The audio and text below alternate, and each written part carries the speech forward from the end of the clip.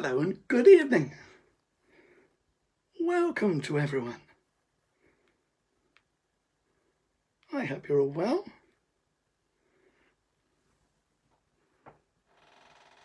I've signed on nice and early, as I always do, just to make sure that everything's working okay. Make sure that my gimbal is working okay. Well, I'm actually not even using it. Hello, Carolyn. Good evening to you. Welcome.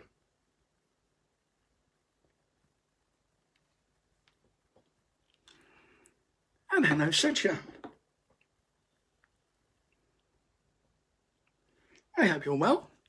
I've signed on ridiculously early, as I always do, just to make sure that everything's working okay. Now, before we get started, I'll post the links to PayPal, buy me a coffee, and I'll do that throughout the show as well, so that you can show your appreciation, as you always do, because you're lovely people. But I'll do that first, before we get started anyway. Hello, Lane. I'm not sure how to pronounce your name. Or maybe I'm just reading it wrong. Leanne. Something like that anyway. Sorry, Leanne. I think it's probably Leanne. I'm going to stick with that. That sounds good enough for me.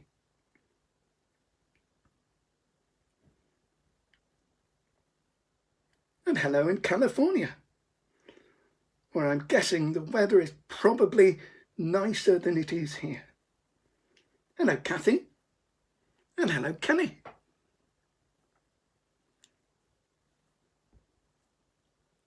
So I've just posted links to PayPal and Buy Me a Coffee, and I'll post them again throughout the show. And that's where you can tip me and show your lovely appreciation.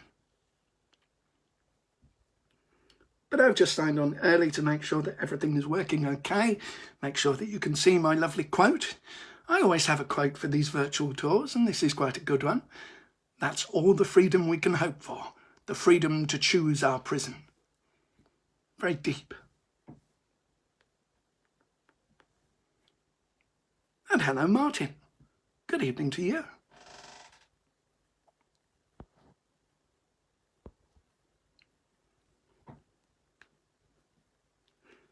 So we're going to start in about 10 minutes' time.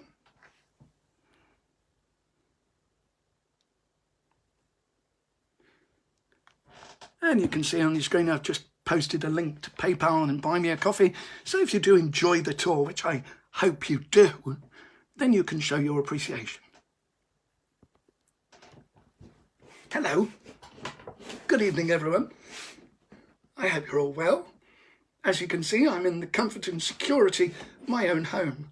So this is not a normal tour. This is something that I developed over COVID. This is a virtual tour. And part of the reason it's a virtual tour is because the place we're talking about tonight, Newgate Prison, has been through lots of changes, including not being there anymore. So it's quite difficult to kind of show you in person because it doesn't actually exist anymore. So that's why it's a virtual tour. And hopefully with the use of pictures and sound effects and all sorts of exciting things, I can show you the history of Newgate, and quite a dark history it is. And hello, Dawn. Hello, Sarah. Good evening to you all. I hope you're all well. We're enjoying slightly warmer weather here in London.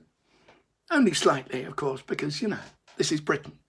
It's not actually going to be properly warm until August, and then only for 2 weeks.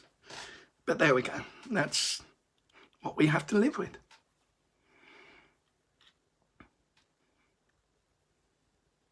But I know from talking to other people that it's similar in other places around the world, so it's not just Britain. We do like to whinge about our weather, but we're not the only ones. Hello, Pamela. Good evening to you. Good evening to everyone that's joining us. Your names pop up on my screen a little later than you joined, I think. There's a bit of a delay. So I will say hello to you individually whenever your names get round to my screen. But we've still got a little time left before we start. In fact, we've got 10 minutes. So I am ridiculously early as always. I tend to get a little paranoid about these things and make sure that everything is working properly and that you can hear me and see me. Well, I know you can't see me, but yes, you will be able to. There, now you can see me. So I want to make sure that all of these things are working properly and that everything is functioning. Otherwise, I'm just talking to myself, which is something I often do anyway, but that's another story. Hello, Andrew. Good evening to you. Welcome.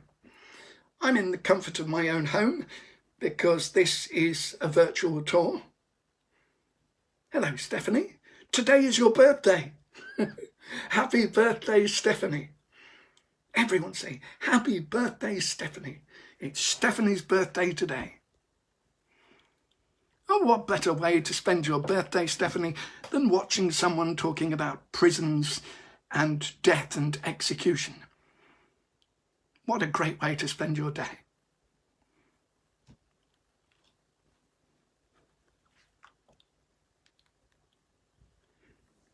Hello, Duncan. And hello, Andrew. Good evening to everyone that's joining us. We've still got about 8 minutes to go, and we will, of course, start on time. For those of you that haven't done this sort of thing before, hello and welcome. My name's Nick. Now, this is a little different from the normal tours that I do. So this is a virtual tour, and I actually developed this during COVID to keep myself and other people entertained. But one of the reasons it's a virtual tour, hello Arlene, is that Newgate doesn't exist anymore. So the history of Newgate involves lots of burning down and demolishing. So the original Newgate, I'll do Highgate another time, but the original Newgate has long since disappeared. There we are. Everyone's saying happy birthday to Stephanie. Hello, Emma. Except for Emma, who is probably going to say happy birthday, Bob. For reasons that I still don't entirely understand.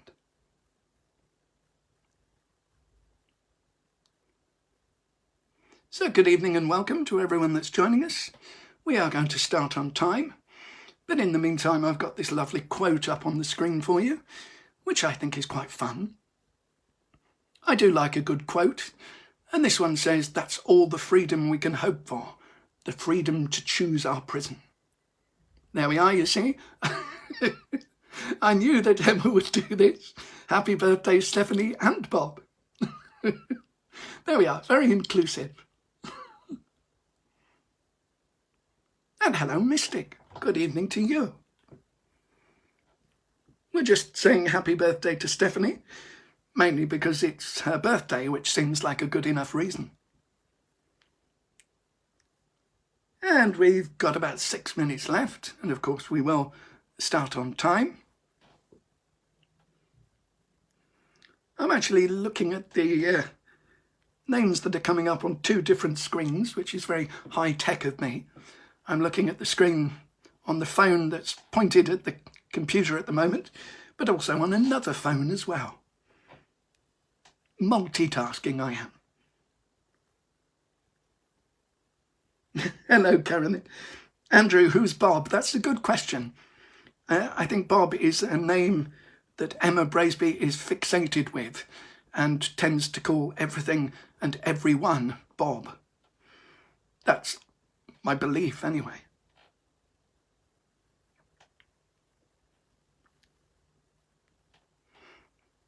I suspect she's watched too much Blackadder, the classic episode of the servant Bob. Hello, Lynn. Good evening to you.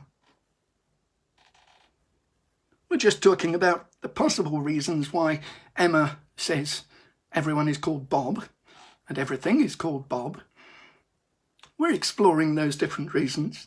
Maybe we'll come to an agreement at some point. And hello, Claire. Good evening to you.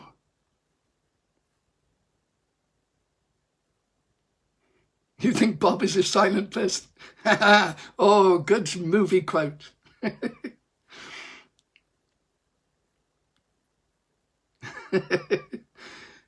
Lynn, we always laugh at your jokes. You've got good jokes.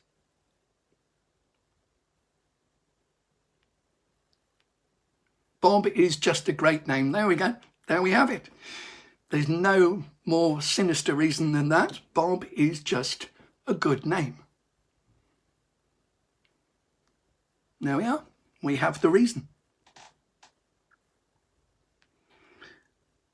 So we're going to start in about 4 minutes' time. Hello, Karen. Good evening to you. And as you can see, I'm here in my lovely home in the spare bedroom at the moment. And that's because the tour that I'm going to give you tonight is not a real tour on the streets of London, although it could be. Hello, Barry. But it's a virtual tour, and that's because the place that we're talking about has long since disappeared. So Newgate Prison has been through various incarnations, including totally disappearing. So it's not there anymore. But its history lives on, or it certainly will tonight.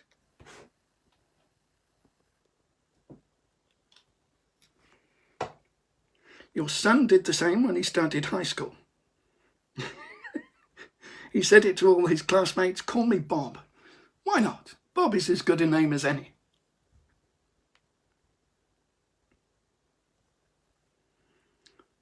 So we've got 3 minutes to go.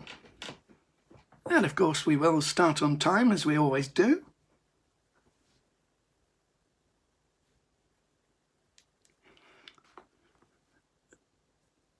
And hello, Willow Misty Parks. Good evening to you. Bob's your uncle. There we go, Lynn. We're getting all the Bob quotes now. And hello, Fliss. Good evening to you. And hello, Patricia. All the lovely regulars.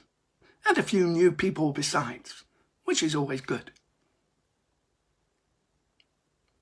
So the place that we're going to talk about tonight doesn't exist anymore, which is probably just as well, because it was rather a horrific place, as we're going to find out. Greetings and salutations to you, Fliss. I always like to greet people that way. Never mind hello and good morning. Greetings and salutations is the best thing to say. And hello, Cindy. Greetings and salutations to you, Cindy. Oh, I'm going to get to like this.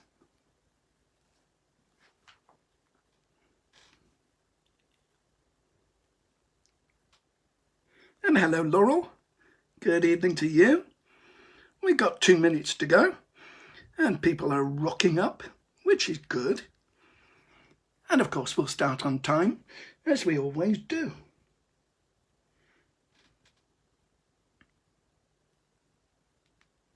I hope you like my quote. I always try and find a quote when I do these virtual tours, and this seems to be a good one, by L.M. Montgomery, an author, I believe. Greetings and salutations from a prison retiree. There we are. There's a prison expert. I don't mean that you've been in prison. That would make you an expert, but in a different way. Hello, Matt. Good evening to you.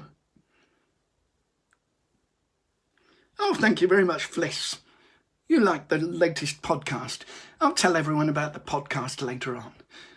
Make sure that I'm getting the message out there. And good evening, Tracy. Welcome to everyone, and it is now 8 o'clock. So on that note, as the evening fades The evening is drawing in upon us here, later than it has done recently, which is good. So good evening. Hello. Welcome. Tonight I'm going to take you on a little virtual tour, and this is something that I developed during COVID. In the dark days of COVID, when there was very little to do, I designed all sorts of virtual tours to entertain myself and other people. And this is one of them. The other reason this is a virtual tour is because the place that we're going to talk about doesn't exist anymore, which, as you will realise, is no bad thing. I looked round upon the horrors of that dismal place. I looked on myself as lost, and that I had nothing to think of but going out of the world, and that with the utmost infamy. The hellish noise, the roaring, swearing and clamouring, the stench and nastiness, and all the dreadful crowd of afflicting things that I saw there, joined together to make this place seem an emblem of hell itself, and a kind of entrance into it. Now, this isn't talking about a day in the House of Commons, which is equally hellish. This is talking about Newgate Prison. And it was one of many medieval prisons that had a terrible reputation. And the person that wrote those words had first-hand experience of what Newgate was like. His name was Daniel Defoe, and he's probably best known for the tales of Robinson Crusoe, and also his diary of the plague year in London in 1665. So Daniel Defoe knew what it was like to be in prison, particularly in Newgate Prison, and that's because he'd been put in there himself. He'd been put in there for writing seditious scripts, for sending out satirical comments on how bad the government was, and of course that was terrible. In the bit that I've just read you, talking about the horrors of Newgate Prison, comes from one of his stories, and it's called The Fortunes and Misfortunes of the Famous Moll Flanders. And Moll Flanders, as you can see, was quite a character. So it says she was born in Newgate Prison, and during a life of continued variety for 70 years, besides her childhood, was 12 years a whore. Nice. 5 times a wife, whereof once to her own brother, oh dear.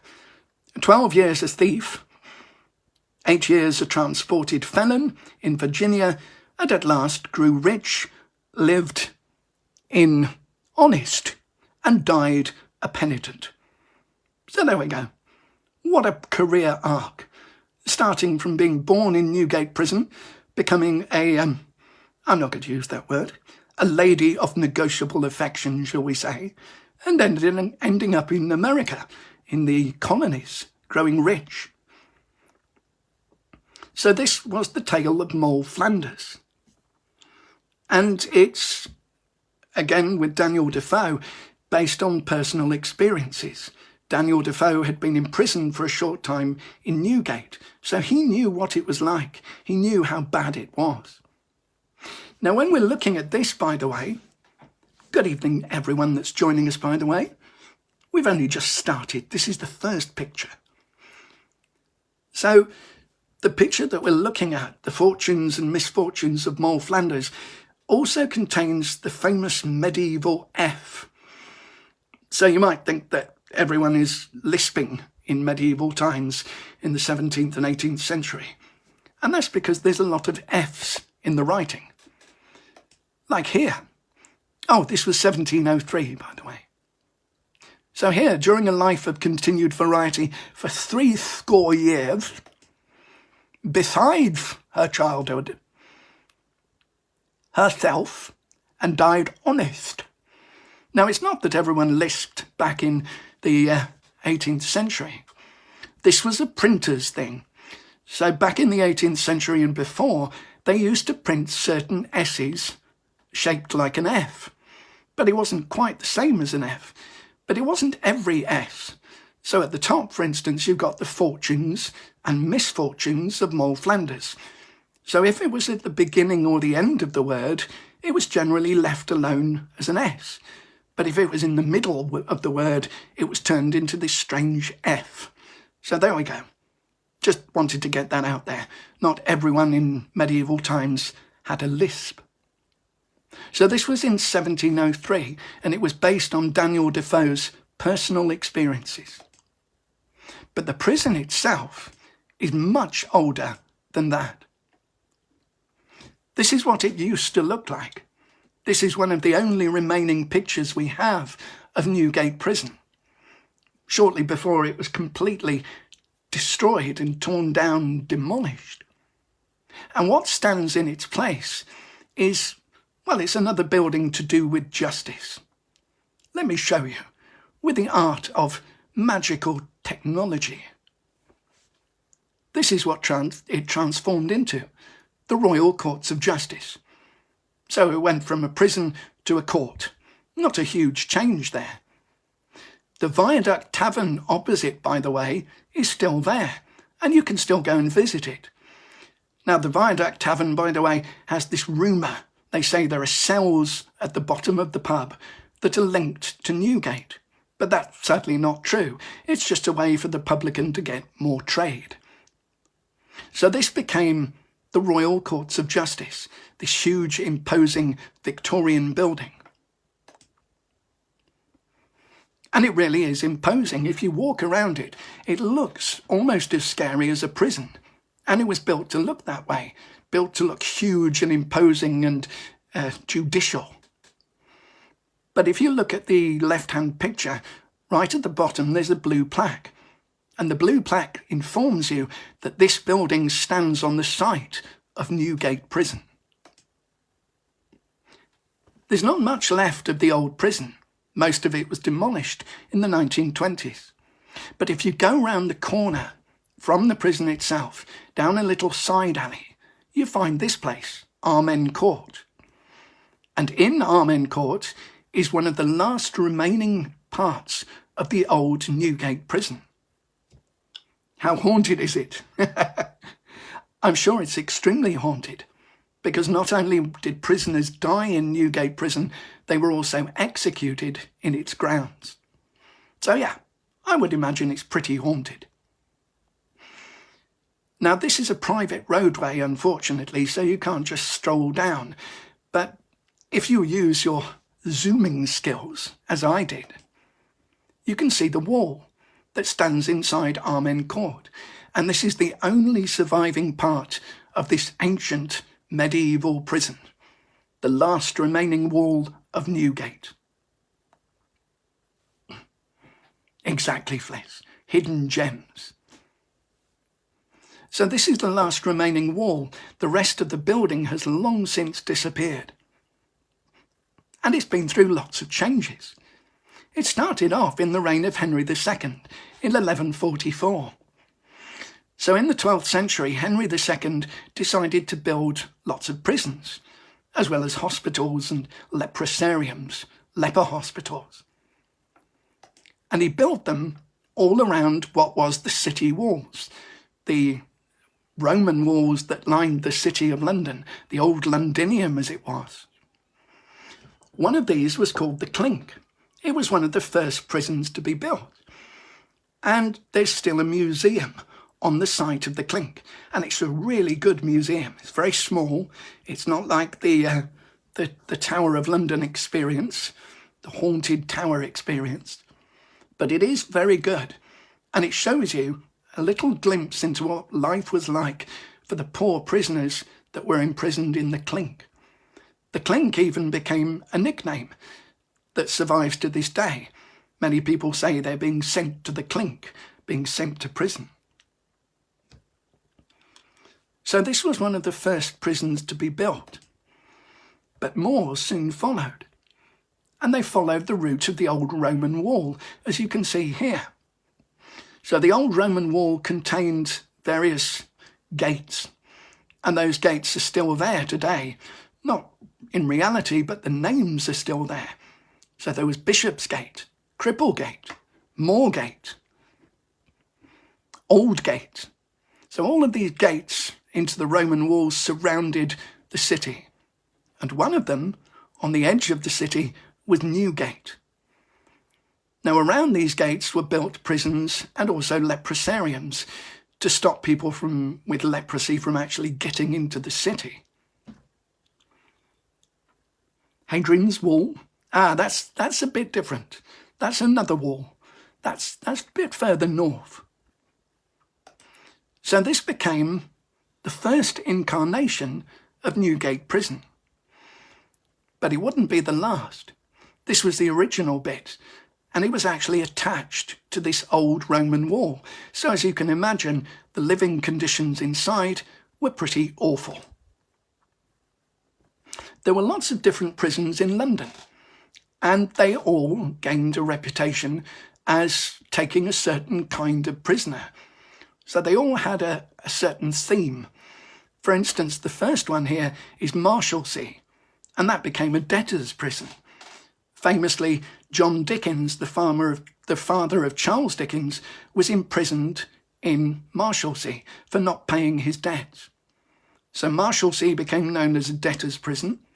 The Tower of London, of course, had been long known as a prison for traitors, those guilty of crimes against religion or crimes against the monarchy. And there were also places like Bridewell. Bridewell gained a reputation as a prison for ladies of negotiable affection, among other people. So each one kind of specialised in taking a certain type of prisoner. Oh, I'd forgotten I'd added those nice blue bits. But prisons weren't the things that we know today. They weren't used to incarcerate prisoners for long periods of time. They were only meant to be holding cells before prisoners went on somewhere else, or even paid their debts so they could get out of prison. A lady of the night, exactly.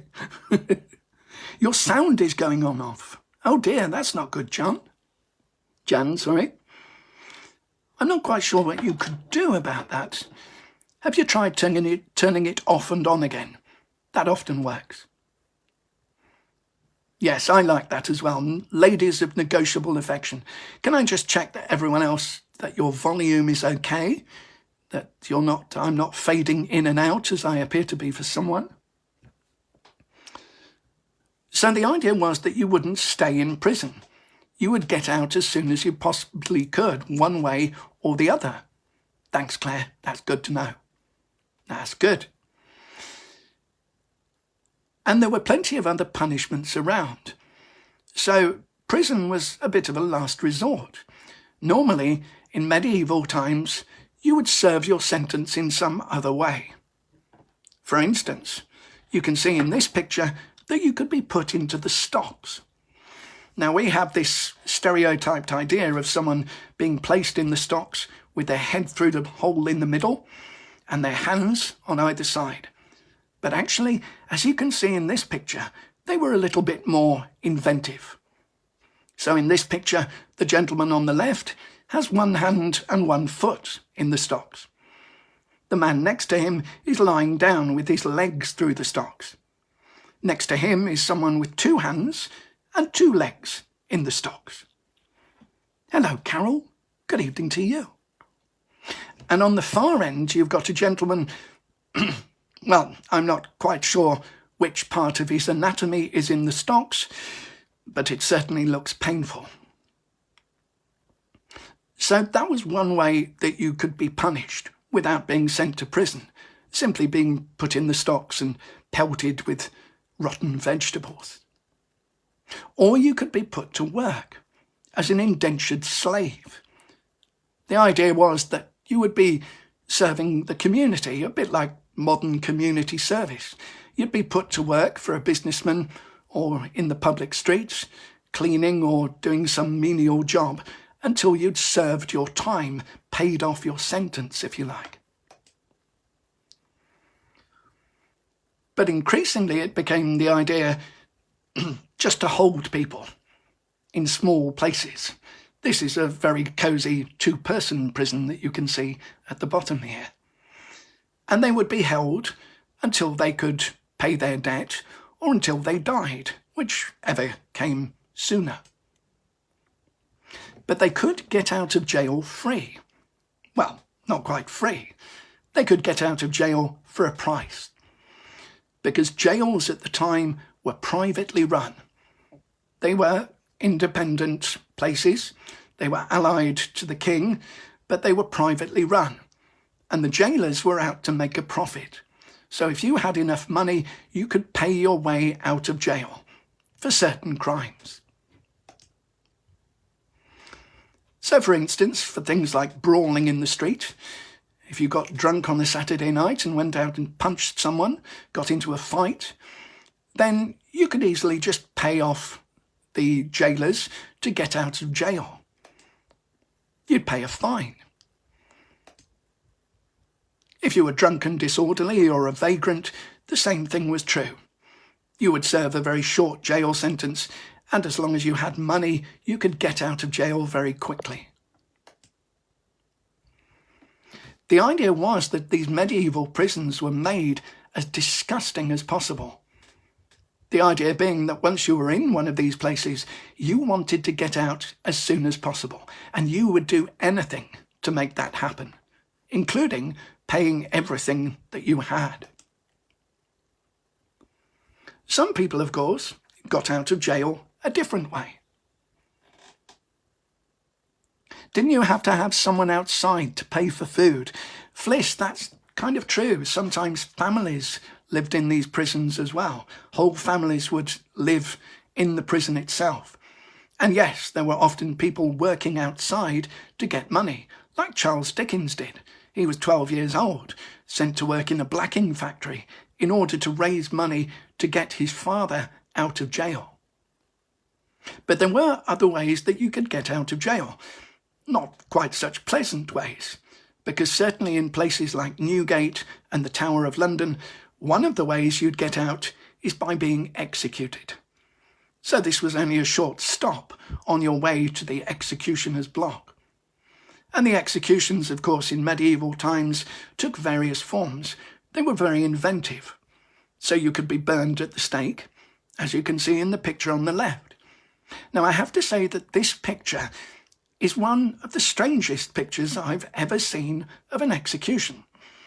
And that's because the man that's poking him with the prodded stick looks very unhappy, but the gentleman who's actually being burned alive looks quite happy.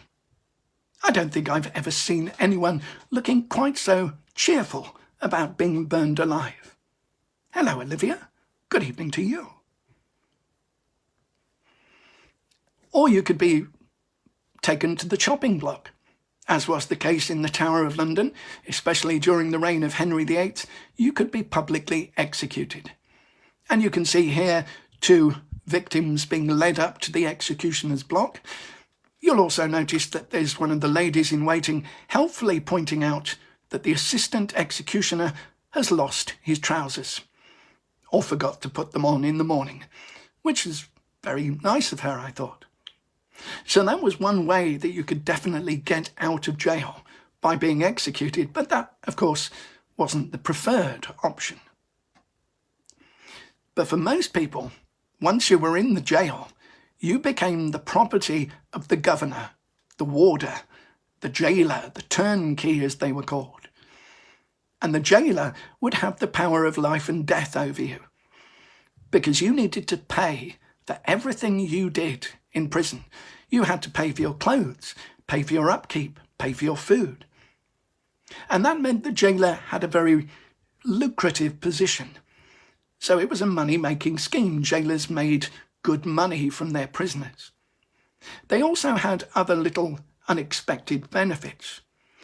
So for women that were put into prison up until the 19th century, there was one way that they could escape prison without paying any debt. And that was if they were pregnant. It was called pleading the belly. So if they got into jail and then very shortly afterwards announced, "I'm sorry, I'm up the duff, I've got one on the way, a bun in the oven, I'm pregnant," whichever epithet you choose to use, then they would be released because it was felt to be immoral to have a pregnant woman in jail. And that, of course, was something that the jailers could help with if needed. So this wasn't rape. This was almost the opposite. It was where the women would ask the jailers to service them in order to make them pregnant, because they thought that that was the way they could escape from jail. Exactly, Nikki. It is rather an absurd picture. This woman is clearly having quintuplets times 2. Yes, it is pretty silly medieval picture. I know. She's in no condition to hula hoop. So the point was that in medieval prisons, if you had enough money, you could go private. As you can see in this cartoon here, you would be able to get almost anything you wanted. You could even get day release from the prisons. You'd be allowed out into the community under supervision. The idea was that you would then be able to earn money to pay for your release or to pay for your living costs while you were there. But that was okay for people with money. But for the paupers, it was a different situation. The poor people who got put into prisons had no one to pay for them. No one except the general public.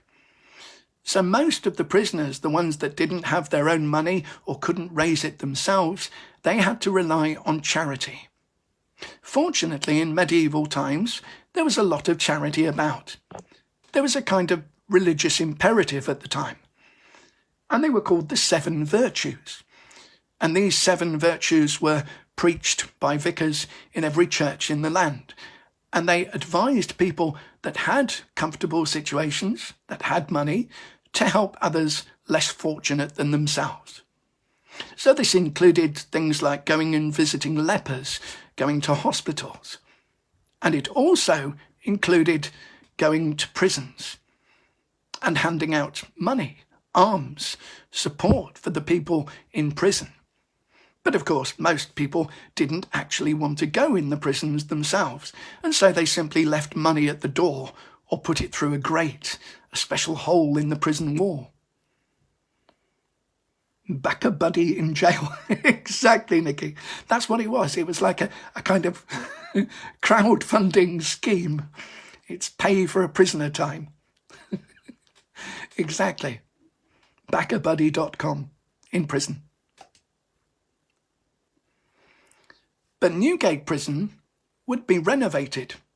In 1422, it needed desperately to be modernised. That's because it had been around for a long time, and it was against the old Roman walls, so it was crumbling, it was falling to pieces. Of course, it was meant to be pretty horrible there in the first place, but it also needed some work doing. And the work was carried out by a philanthropist at the time. And he was the Mayor of London. In fact, he was the Mayor of London 3 times. And his name was Dick Whittington. Oh, yes, it was. Oh, no, it wasn't. Oh, yes, it was. Etc., etc. Yes, that Dick Whittington. The one that's now in modern pantomimes. Played here apparently by Sir Anthony Hopkins. I'm sure he made a very good job of it. Lynn, did the money actually get to the prisoners? That's a good question, because sometimes it didn't. It ended up in the hands of the governors themselves. And they were often corrupt. They would steal the charity money and keep it for themselves. So this was Dick Whittington, who really was a real person, not just a pantomime character. And he became the Mayor of London 3 separate times. He was a great philanthropist, and he donated a lot of money when he died to the restoring of Newgate Prison. So in 1422, it got a refurb, although of course not that great a refurb, because they still wanted to make it pretty miserable inside.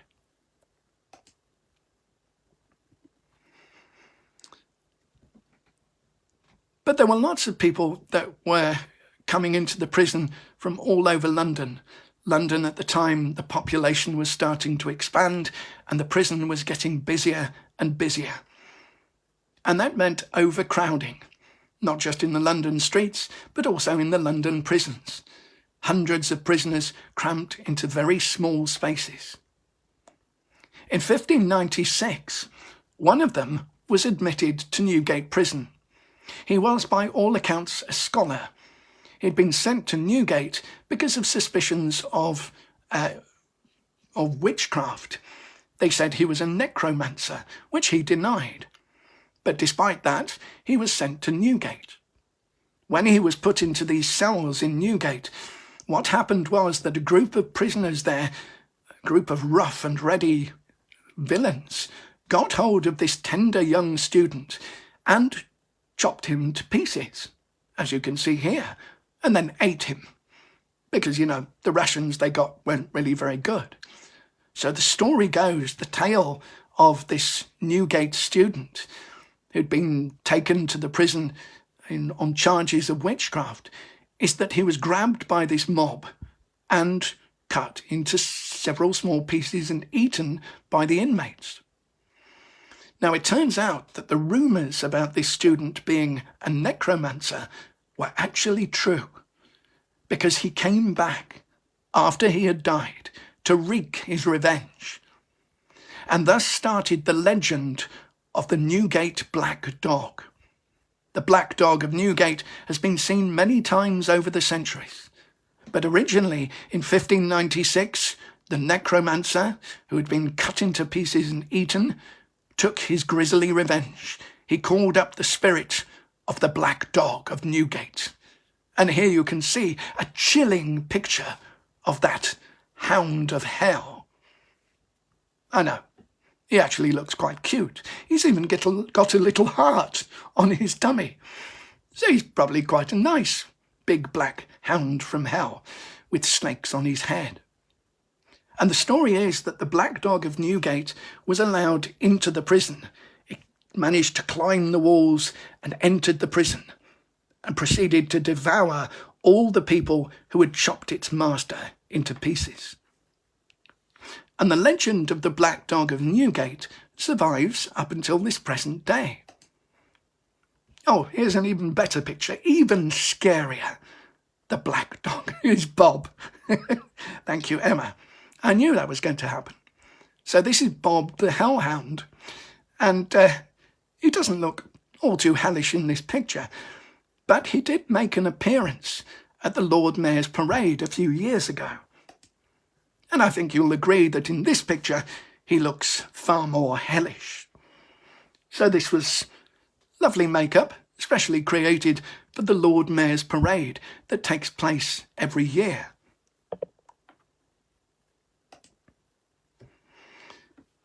But in 1666, Newgate would be destroyed, not for the first time, and it was destroyed in the Great Fire of London. The Great Fire of London in September 1666 destroyed much of the City of London.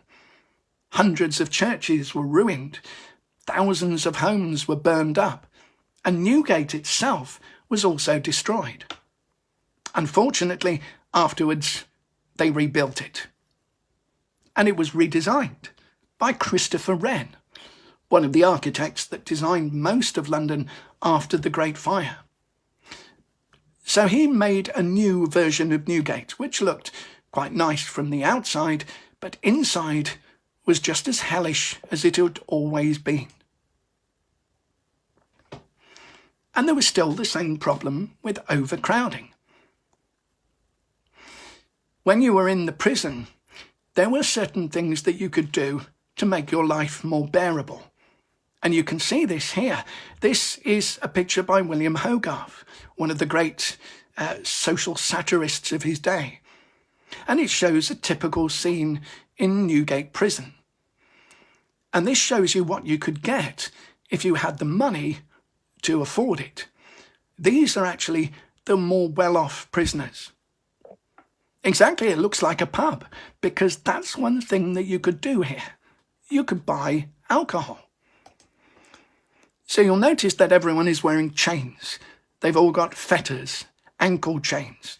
In fact, round the Royal Courts of Justice, there's a road called Fetter Lane. So they wore these ankle chains, which prevented them from escaping. Even if they'd got over the wall, they wouldn't be able to get far. These huge ball and chains on their ankles. But you could also bring your family in. You could bring your children and your partner to stay with you, as long as you could afford to pay for them as well. And they could wait with you until you could possibly get out of the prison. You could bring your pets. So you could have your dog or your cat or whatever you wanted, and you could bring that into the prison as well for a price. And, as it's been pointed out, you could buy drink. In Marshalsea, there was a tap room, a pub, if you like, on the site of the prison, which was run by the governor's daughter. Raise a glass to freedom. Exactly. That's pretty much what they're doing. So even though they're in prison, they're trying to make the best of their situation. But they could only do that if they had the money. Oh, I'm not sure, Arlene. I think the cat might be happy. There's plenty of rats to eat. So those were some of the ways that you could make your life a little bit more bearable in the prison. These characters on the right-hand side here, by the way, this is a soldier who's come from the outside, who's talking to his lawyer. He's showing him some paper that proves his innocence. And the lawyer is probably telling him, well, you're in here, so there's not much I can do.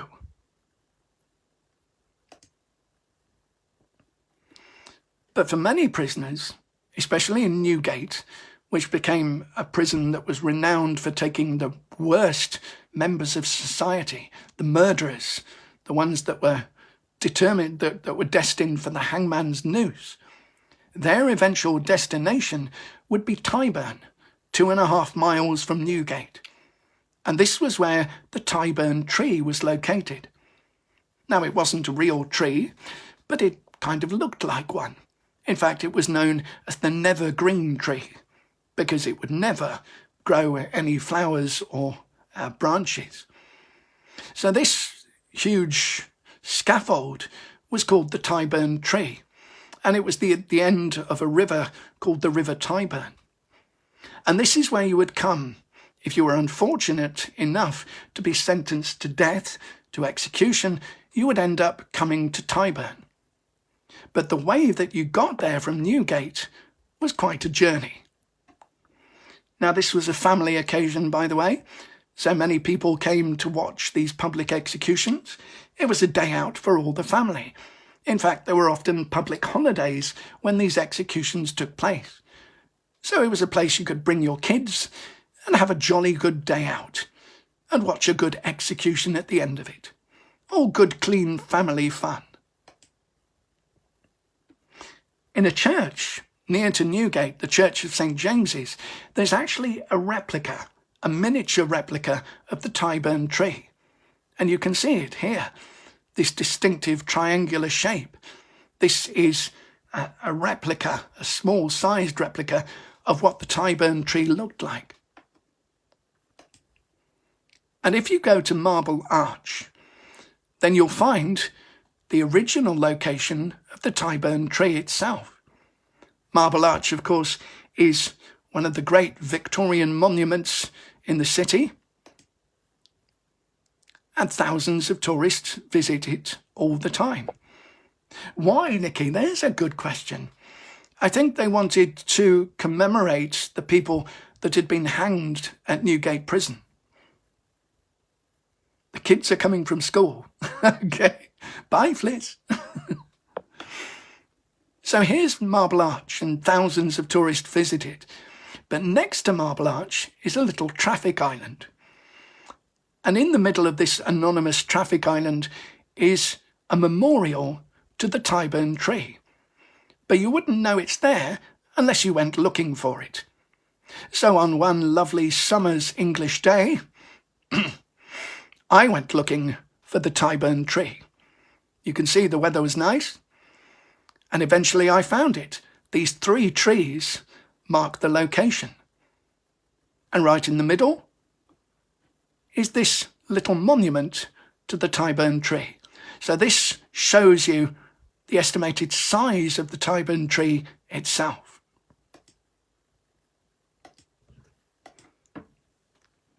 But the journey from Newgate to Tyburn would be 2.5 miles, and the prisoners were taken by cart. Now that journey now leads through some of the greatest real estate in London. So they started off at Tyburn, went down High Holborn, went down through Oxford Street, past Liberties, Piccadilly, all these famous London places. And eventually, 2.5 miles later, they ended up at Marble Arch. Now, next to Newgate Prison, there's a church called Saint Sepulchre's. And inside the church is a bell, a handbell that you can see here. And before the prisoners were taken on their last trip to the Tyburn Tree, this bell would be rung by the head jailer, the head turnkey. He would walk down the row of condemned cells, ringing this bell and making this speech. All you that in the condemned hole do lie, prepare you, for tomorrow you shall die. Watch all and pray. The hour is drawing near that you before Almighty God will appear. Examine well yourselves. In time repent, that you not to eternal flames be sent. And when Saint Sepulchre's bell tomorrow tolls, the Lord have mercy on your souls. So this was the handbell that would be rung every time the Newgate condemned prisoners were taken for their execution. The church is still there, the Church of St. Sepulchre's, and you can still see the bell inside it. So I'm going to take you on the same journey that the prisoners of Newgate would have taken, and I've hired a horse and cart specially for the purpose, as you can see here. Now, along our route, you'll notice that the streets are remarkably clear, and that's because the pictures that I'm using were taken during COVID, when nobody was on the streets. So we begin our journey just outside Newgate Prison. That's the Viaduct Tavern in front of us. We head over Holborn, High Holborn Bridge, and we're heading down in towards the city and the shopping district. Heading over Holborn Bridge, Holborn Viaduct, which wasn't there at the time. Now on the way, by the way, while these prisoners were being taken in their horse and cart, thousands of people would be lining the route, because this was, for many people, a public holiday, a hanging day. And everyone would line the route and cheer on the prisoners as they made their way towards their last stop. And again, William Hogarth drew a picture that shows the way that would have looked. The chaos of that time, the chaos of the scene. Many people outside banging drums, sitting in pub windows, too many of them on there, and so the whole thing collapsed. So this was public entertainment at its best. And along the way, they would offer the prisoners alcohol, give them drinks on the way, and to the person that was driving the cart. So they headed down Oxford Street, past the shopping centres, past what is now in the kind of commercial heart of the city. It was a long journey. And it just heightened the tension of the prisoners as they were being taken towards the spot where they would be executed. But eventually, after 2.5 miles, Nicky, one for the road. Let me tell you about that in a moment. Eventually, they would reach their destination. And the last place they would stop was outside the Mason's Arms. And this was where they would have one last drink before they were executed. Now, for prisoners that were very infamous, and thousands of people were gathered around Marble Arch and around the Tyburn Tree, there were secret cellars underneath the pub. So this is where the cart would draw up. And if there were prisoners that were likely to cause a fuss, political prisoners, for example, that might cause a riot on the way to the hangman's noose, they were taken by secret tunnels underneath the Mason's Arms. And those tunnels are still there, and you can see them. Now, this expression, one for the road, let's talk about that.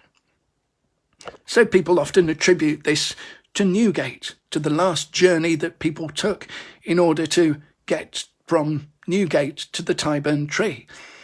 And this expression is one for the road, and that they would be having one final drink before they ended their life. Or people have said it was one for the person driving the cart, one for the road.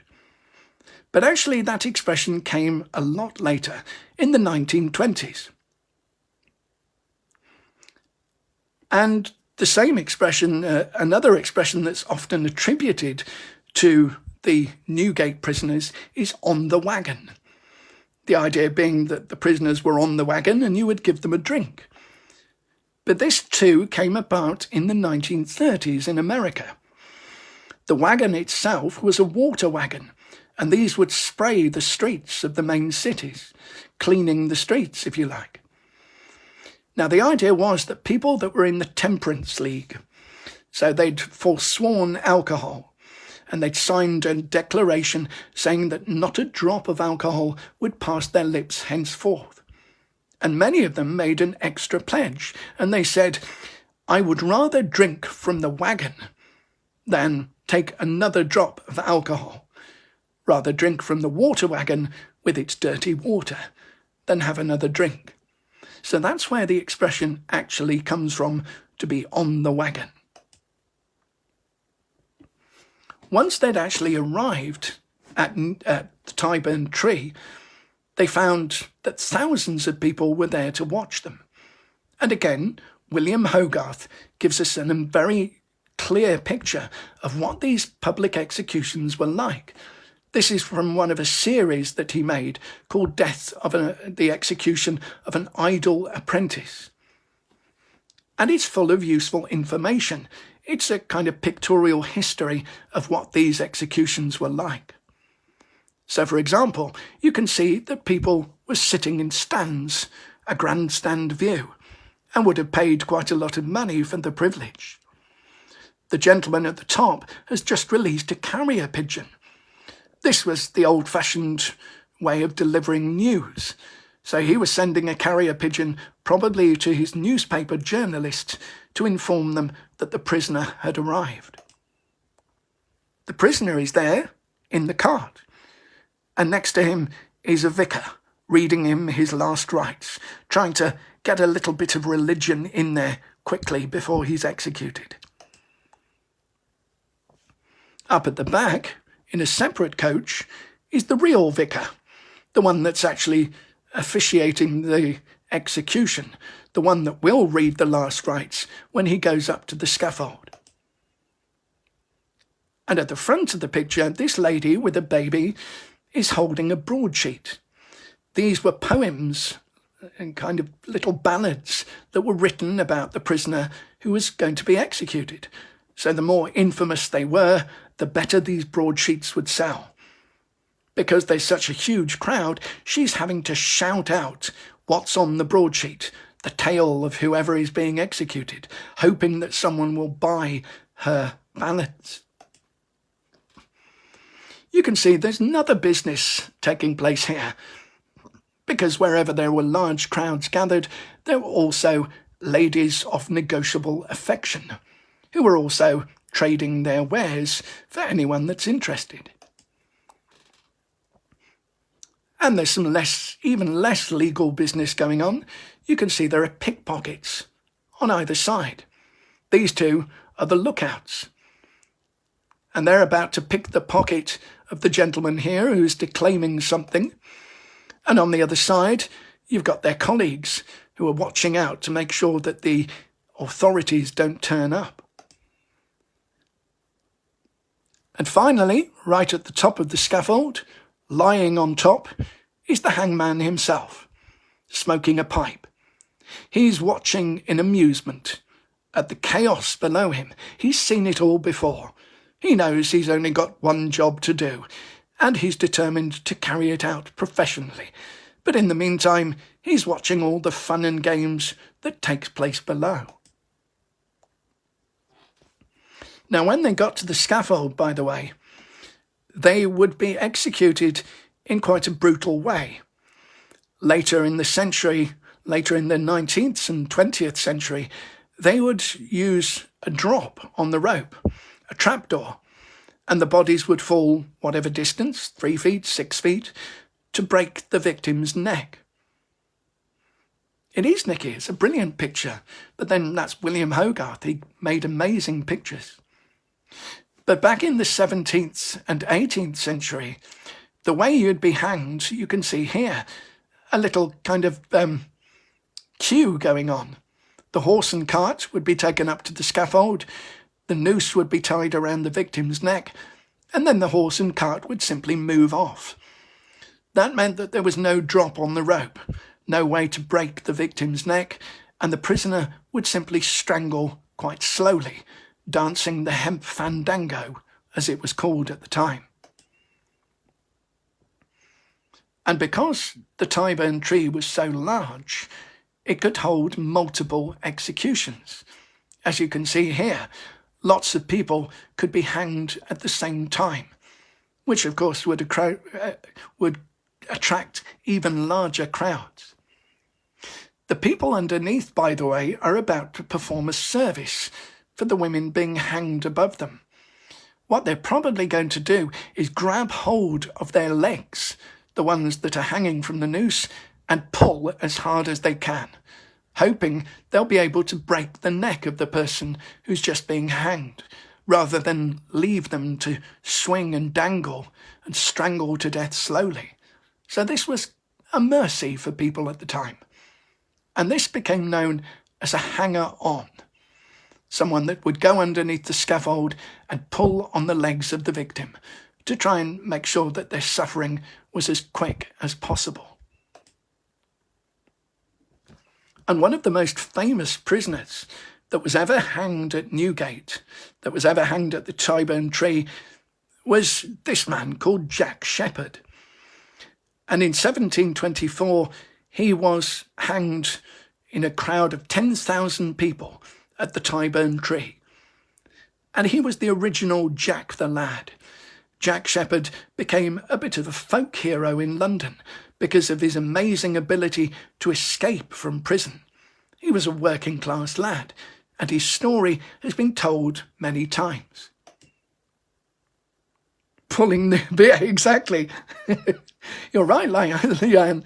Yes, pull the other one. Pull your leg. I'm not sure if that's where it comes from, but it's a good idea. So this is the tale of Jack Sheppard, and it's been told many times, most notably by a man called William Ainsworth. William Ainsworth also did the same PR job on Dick Turpin, created him into a kind of lovable rogue, this modern highwayman. He also did a PR job on Guy Fawkes and made him into an anti-hero, which to many people he still is today. And Ainsworth did a similar job on Jack Sheppard, creating a romantic tale around his life. And it was illustrated by a man called George Cruikshank, who also illustrated Dickens stories and many other books at the time. And it tells the story of a young Jack. Jack Sheppard and his mother live in terrible accommodation, as you can see here. They live in poverty. And Jack Sheppard's mother couldn't afford to keep him. So instead, she gave him over to the beadle. If you know Oliver Twist, you'll know what a beadle is, the kind of official in the town parish that would take foundlings, unwanted children. So the beadle took over the care of baby Jack Sheppard. And Jack Sheppard was put to work as an apprentice. He became an apprentice carpenter and locksmith, as you can see here. And he was very good at his job. He learned lots of skills about making things and about picking locks. And these skills would come in useful very, very soon. So at the tender age of 16, he was put to work as an apprentice. And the apprentices at the time were seen very much as third-class citizens. They were often the ones that would get into trouble. They were made apprentices because they weren't able to get proper jobs. So this was not a real career path for most people. And Jack Sheppard hated being an apprentice. In the story by William Ainsworth, he rebels against his stepfather and against his mother as well. He breaks free from this idea of being an apprentice and decides that he will go his own way and try and make his own fortune. Unfortunately, the way he decides to make his fortune is by criminal activity. He becomes a thief, and quite a good one at that. And he spends a lot of time in the local taverns with, as you can see, ladies of negotiable affection, who also become his co-conspirators. One of them in particular, a lady of negotiable affection called Nell, helps him in his crimes. And his first major crime is stealing a set of silver spoons from a house nearby where he worked as an apprentice. And that was quite a good catch for him. And it started him on this career of crime. His career of crime brought him to the attention of a man called Jonathan Wild. Jonathan Wild was the self-styled thief-taker general of Great Britain, as you can see here. He actually had this made himself. This was him advertising his wares. His reputation was that he would be able to track down any thief in London through the aid of a network of informants. But the reality was that Jonathan Wild himself was head of his own thieves' guild. He had a monopoly on petty crime in London. In fact, he had his own gang of well-dressed criminals. They were called the gentlemen. And the gentlemen that worked for Jonathan Wild would often mug passing strangers and the watchmen that were there to try and protect them, and then take their money and their lives at some time as well. So Jonathan Wild was a criminal himself, and that's why he knew where the criminals were, because he was part of the underworld himself. Jonathan Wild eventually realised that Jack was going to be a problem. So he called Jack to him, and he offered him a part in his underworld activities. It was a bit like the mafia, exactly, Nicky. But Jack Sheppard proudly refused to join Jonathan Wild's team of underworld villains. He said he preferred going solo. He was making quite good money at the time. But that would be a problem for Jonathan Wild. Jonathan Wild didn't like anybody disagreeing with him, and he would take his revenge on Jack Sheppard. In April 1724, Jack Sheppard was arrested for the first time. He was arrested for picking someone's pocket, and he was placed in what was called Camden Roundhouse at the time. Not the music venue, but it was a small prison. Now, the prison wasn't very well equipped. As you can see on the right-hand side, it was simply a house, a converted house that had been turned into a holding cell. And Jack Sheppard, with his carpenter's skills, quickly found a way out. He took down some boards from the roof and removed various bricks and slates and made his way out onto the roof. And then, as you can see, using his prodigious strength, he clung onto the side of the building and managed to climb down to safety. Before he did that, he cleverly threw slates out of the front window in order to create a distraction, so people were looking at those and they didn't see Jack Sheppard escaping. So that was his first escape from prison. But more would follow. He was rearrested in May 1724. You see, although he was good at escaping from prisons, he wasn't quite so good at remaining uncaptured. He managed to get himself caught quite a lot. So he was caught and taken to Bridewell prison, the one that was mainly for ladies of negotiable affection. In fact, his partner in crime, Nell, was also imprisoned there at the time. But again, he managed to escape. This time he escaped with Nell. He did the old tying bedsheets together trick, the one that we see in all the movies nowadays, and lowered himself and his lover Nell to safety. In order to get across, they had to climb over a barbed wall, a spiked wall that led to another prison that was right next door to Bridewell. And then they had to escape from that as well. So he was certainly a resourceful young man, able to escape from almost any situation. But having escaped in May 1724, he then decided to become a highwayman. He'd got bored of being a thief, and he decided to try his hand at being a highwayman instead. So he and some friends went on to Hampstead Heath, which was very wild and rough at the time, and they held up people in stagecoaches and relieved them of their property and valuables, and sometimes of their life as well. And because of that, he began to gain an even darker reputation. And publicity about Jack Sheppard appeared in the local newspapers. Jack Sheppard, wanted, a most notorious housebreaker and footpad. Footpad being another word for thief. But again, Jack Sheppard was pretty bad at staying out of mischief, and even worse at avoiding being caught. He went to a pub in the Royal Mile next to the Tower of London, a very public place, a place that he'd been to many times before.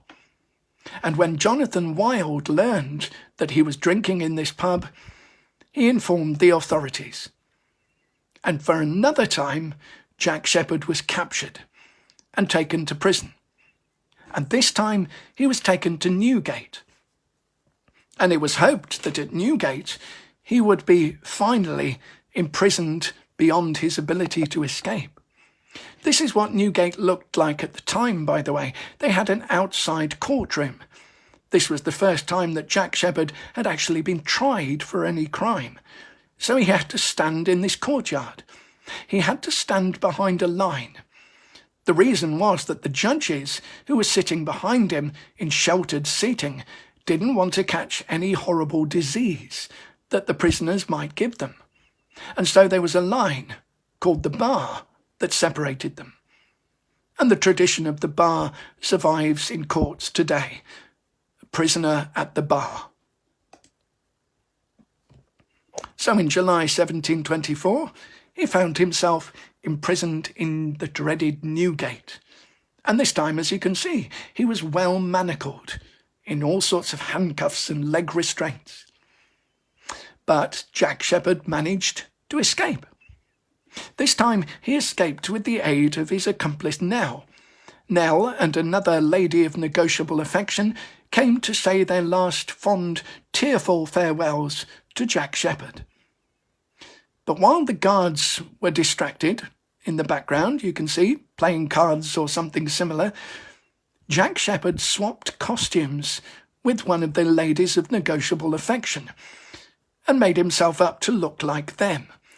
He'd done this by squeezing through the bars of his cell after chiselling one of them out that took several days to achieve. And having done that, he made good his escape. So it seems like Newgate couldn't hold Jack Sheppard. Again, he went back to Hampstead Heath and tried to hide out. But he was caught very quickly by the authorities, and in September 1724 he was caught again and returned once more to Newgate prison. By this time, he'd become a real local celebrity. Lots of people admired him. They felt that his rebellion, his escape from prison, was a sign of rebellion against the authorities.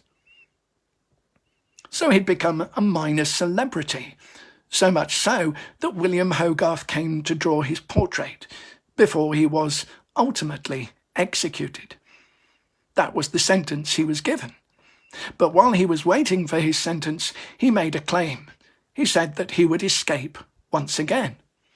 No one believed him, of course, because this time he was watched day and night, and he was manacled with the strongest restraints that they could find. But again, he managed to escape from his cell. The way he did it was by tunnelling a hole in the wall. He'd made himself a little pick, and he picked away at the wall of his cell until he'd made a big enough hole to get through to the next room. The next room proved to have a chimney, and he climbed up this chimney up to the top of the house, up to the top of the prison. And there he found another doorway that was locked, but using his prodigious strength, he broke through this doorway. He also had to dismantle several locks in order to get through, but this was where his lock-picking skills came into good use. He went through this doorway and immediately found himself in the chapel. The chapel had a locked door, but he managed to break through this door with brute strength and the aid of a crowbar that he'd found nearby. He then unlocked the chapel door, picked one final lock, broke something else, broke another bar lock that barred his way to the outside of the prison, and then found himself on the roof. Now, what's really incredible is that when he found himself on the roof, he realised that he'd forgotten his clothes. He was wearing prison uniform, and he'd prepared some clothes to make him look anonymous.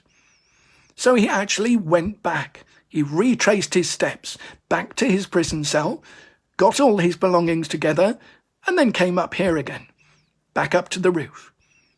And on the roof, of course, he employed his prodigious skills of climbing, and he escaped from Newgate. Now, you would have thought by this time he'd learned from his mistakes, and that he would have stayed well away from the prison and emigrated to another country. But that wasn't the case. Jack Sheppard couldn't stay away from the local girls. He went back to the pub near the Tower of London. And this time, before he went there, he decided he needed to look his best. So he robbed a clothes store and a jewellery store, picked up a ring made of jade, a very expensive ring. The guards, Nicky, were involved in a riot on the lower level, and that's why Jack Sheppard seized that opportunity. He could hear the riot going on downstairs, and he used that as his opportunity to escape. So Jack Sheppard got hold of a nice suit, a jade ring, and then hired the services of not one, but two ladies of negotiable affection. Unfortunately, the landlord's daughter realised that there was a reward out for Jack Sheppard, and she handed him over to the authorities. She let them know that he was there at the inn, staying over for the night with these two ladies. So the next morning the authorities turned up and found him in a state of some indecency, I suspect. And for the last time, he was arrested and taken back to Newgate. He certainly, yes, exactly. He was certainly tenacious. He just wasn't very good at avoiding being caught. This time, there was no escape. He was watched constantly, day and night. Many people came to his cell just to have a look at the famous Jack Sheppard. By now, he'd become a national sensation. But there was no way that he was getting out of this one. And finally, he met his end. Before he met his end, he was drawn, sketched by William Hogarth. William Hogarth drew a caricature of him, an important sketch that survives to this day. And then on the 16th of November, after several escapes from prison, he was finally taken to the Tyburn Tree. Thousands of people turned up, possibly hoping that he would make some dramatic last-minute escape. But that never happened. On the 16th of November, Jack Sheppard was hanged. And when he was hanged, they made up a little broadsheet about him. Then he rode up Holborn Hill, in a cart, out of the punch bowl took a swill, in a cart. Paul Maggot in full dress, along with Edgeworth Bess, both gave him a caress, in a cart. Arrived at the tree, Jack Sheppard, says he, both jaunty and gaily may I burn, if I don't eat my stick like a regular brick upon the black gibbet at Tyburn. So he died bravely at Tyburn, died with his shoes on at Tyburn, left all his new clothes when he turned up his toes to Calcraft's great-grandfather at Tyburn. So that was the end of the famous Jack Sheppard that became a national celebrity.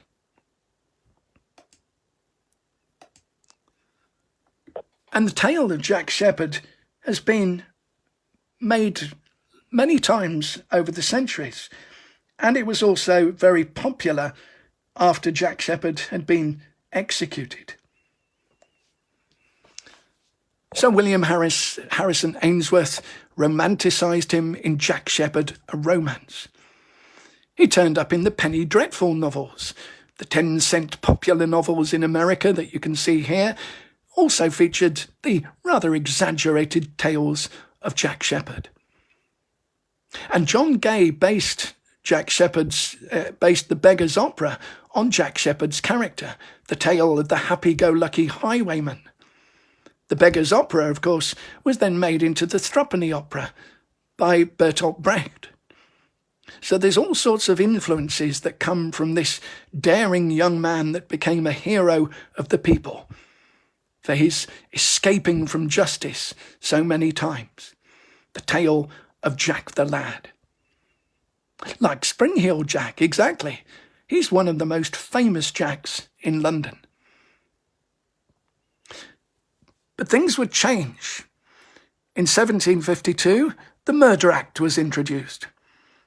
And this said, we believe that to dissuade against the horrible act of murder, it is necessary that some further terror and popular mark of infamy be added to the punishment of death. Now what this meant was that when you'd been hanged at Newgate, you could also end up being dissected on the surgeon's table. And the Royal College of Surgeons itself was based just around the corner from Newgate Prison, so that they could receive the bodies of these hanged murderers and use them for dissection purposes. But in 1770, the prison would be rebuilt again. And this time it was rebuilt by a man called Paul Elder. And he rebuilt it in a style that was known as barbaric style, a bit like brutalism. And that's the prison that we saw at the first picture, the most recent incarnation of Newgate. And it was built in this style. It was called a repulsive style of heaviness that would declare to the spectators outside the confused lives of those detained inside, along with the force required for those in charge to hold them confined. So this was designed specially to look as grim and horrible as possible. But in 1780, just after it had been completed, it burned down again. It burned down in the Gordon riots. These were anti-Catholic riots. This was when the Catholic Emancipation Act had been introduced, and many people disagreed with it. So they went on the rampage in London and destroyed many public buildings, including Newgate Prison. Luckily, the prisoners had escaped before it was burned. So they destroyed the prison again. But again, the authorities rebuilt it, almost as in the same style as it had been built before. And Newgate prison would continue for quite a long time, and it would become more and more infamous, partly due to the Newgate calendar. This was actually written by some of the jailers that worked at Newgate. They would take down the confessions of their prisoners and they would turn them into lurid stories. And these stories were then published in a penny dreadful, if you like, that was called the Newgate Calendar. The calendar was meant to be an account of the desperate lives of these felons. And the idea was that it was going to teach them a moral lesson, that the public would learn about why not to do these terrible things. But in reality, it just became a way for people to indulge in all sorts of lurid tales of murder and infamy, as you can see in these pictures here. It wasn't the only one that was doing this. There was another publication called the Illustrated Police News, which also made light of people's desperate deeds. And it purported to be a real publication that was informed by police journals, but actually a lot of it was completely made up. For example, there was the story of Sawney Bean that appeared in the Illustrated Police News. Sawney Bean, the cannibal family of Scotland. That story as well, by the way, is just not true. There's no evidence that there was ever a family that lived in the Highlands of Scotland and preyed on people passing by and ate them. A cannibal family.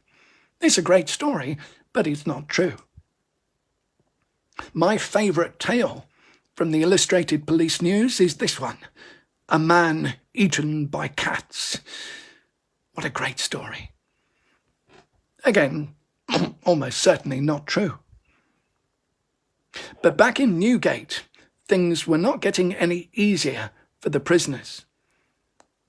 The condemned pew was in the chapel, and the tradition came about that condemned prisoners that were going to be hanged, they would bring their coffins into the chapel with them.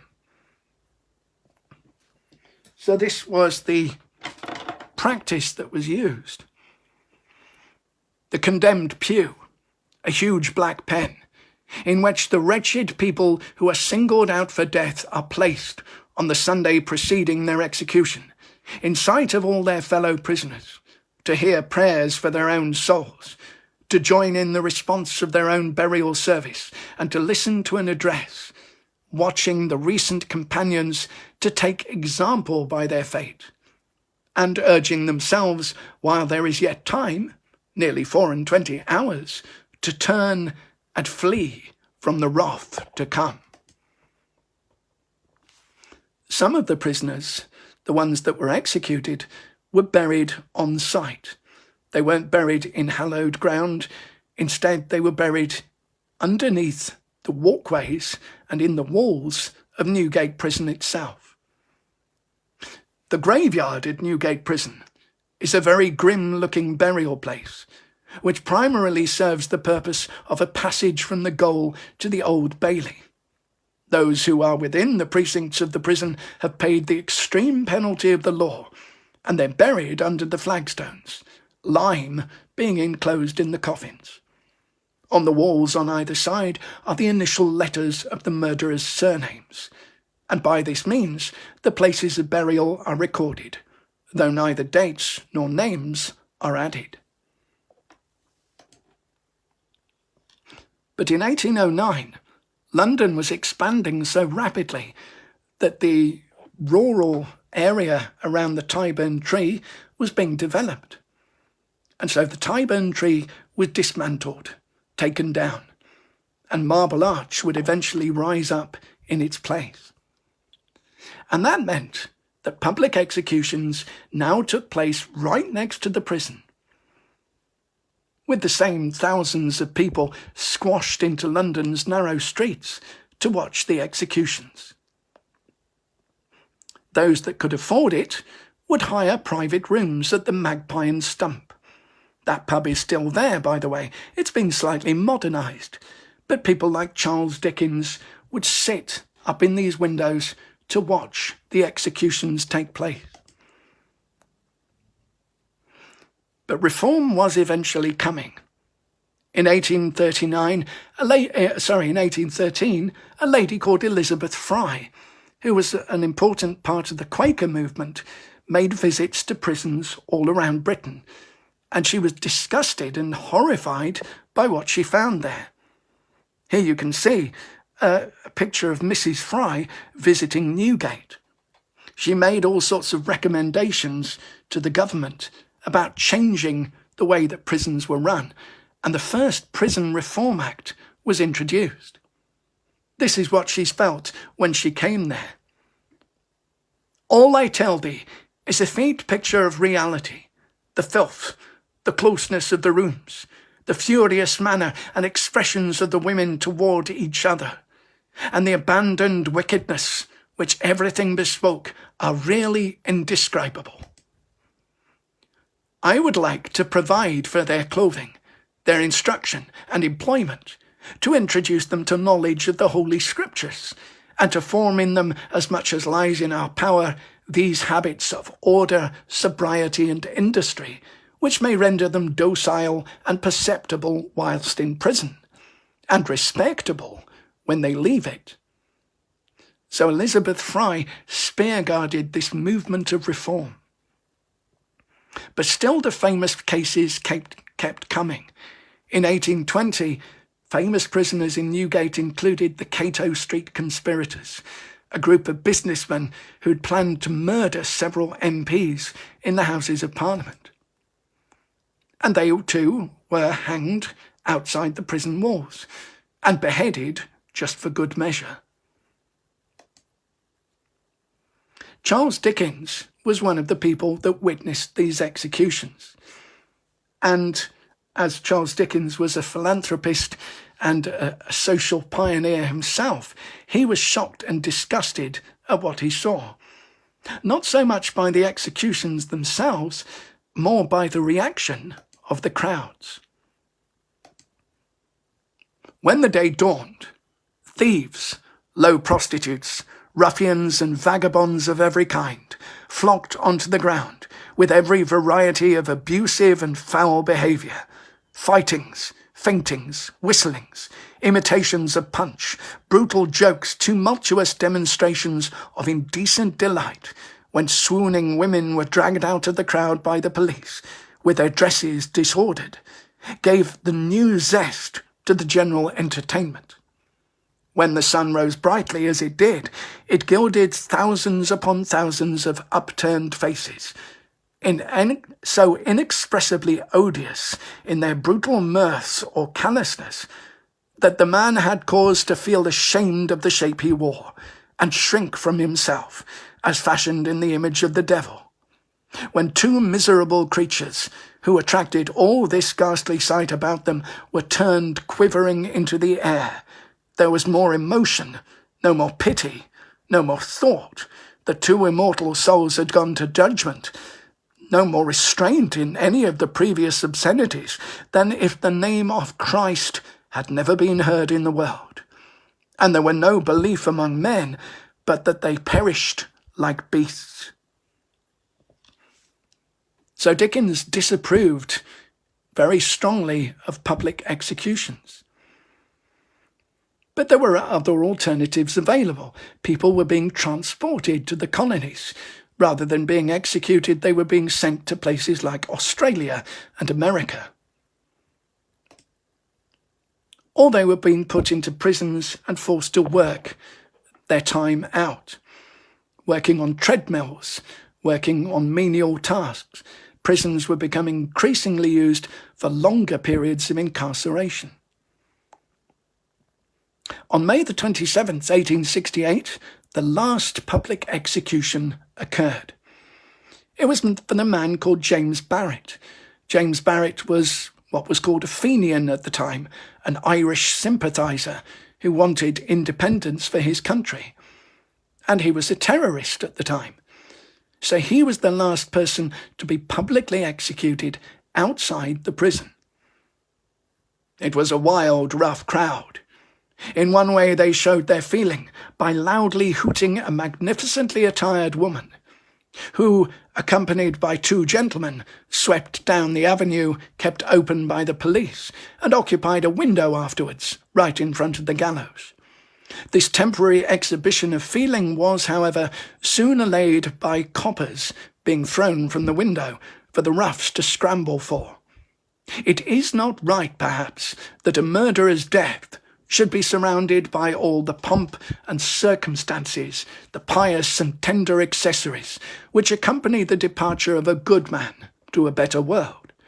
But most assuredly, the sight of public executions, to those who have to witness them, is as disgusting as it must be demoralizing, even to all the hordes of thieves and prostitutes it draws together. Yesterday the assembly was of a kind an orderly one, yet it is such as we feel grateful to think will, under the new law, never be drawn together again in England. And eventually that proved to be the case. The Capital Punishment Within Prisons Act came around in May 1868, and after that time prisoners were executed inside the prison walls, in private. They also introduced the scaffold that we know today, with its drop, its trapdoor, which meant that the prisoner's neck would break very quickly, causing them a very quick death. But many more famous prisoners were executed inside the prison, including Amelia Dyer, the baby farmer, in 1896. She had taken on various children, looking after them as a foster mother, or so she told the parents who couldn't afford to look after their own children. But what she actually did was drown these children and strangle them, and then dispose of their bodies in the local river, in the Thames. And she became known as one of the worst serial killers in Victorian history. And she was tried at the Old Bailey and executed in the prison itself. But eventually, in the early 1900s, the prison was destroyed. It was completely demolished. Work started on the building of the Royal Courts of Justice. And the old prison completely disappeared. The only bit that remains is in a museum, the Museum of London. You can still find the old door to Newgate prison, and also the knocker that was used to knock on it. The prison itself survived in some ways until the 1960s. There were still prison cells outside the Old Bailey that were linked to the old medieval prison. The knocker itself is in the Museum of London, and this was the doorway to the prison and the knocker that sat on top of it. But now, as I said, it houses the Royal Courts of Justice, and there's Lady Justice up on top with her sword and scales. I'm going to leave you with this quote from Nelson Mandela. No one truly knows a nation until one has been inside its jails. A nation should not be judged by how it treats its highest citizens, but how it treats its lowest ones. So that's the tale of Newgate Prison. And I hope you enjoyed it. Well, maybe not enjoyed it, but I hope it was informative. Now again, I've left that link to how you can tip me and show your lovely appreciation on PayPal and buy me a coffee. You can also find my podcast, London Kills. I'm going to add a new episode to it tomorrow, all about fictional deaths in London. It'll be episode number 6, so it's getting well. You can find it on london-kills.co.uk. And you can find it on my Facebook group page as well. And here are some of the episodes that I've already done, including, you'll notice, one about London's Marshalsea prison, the debtors' prison that was almost as infamous as Newgate itself. But for now,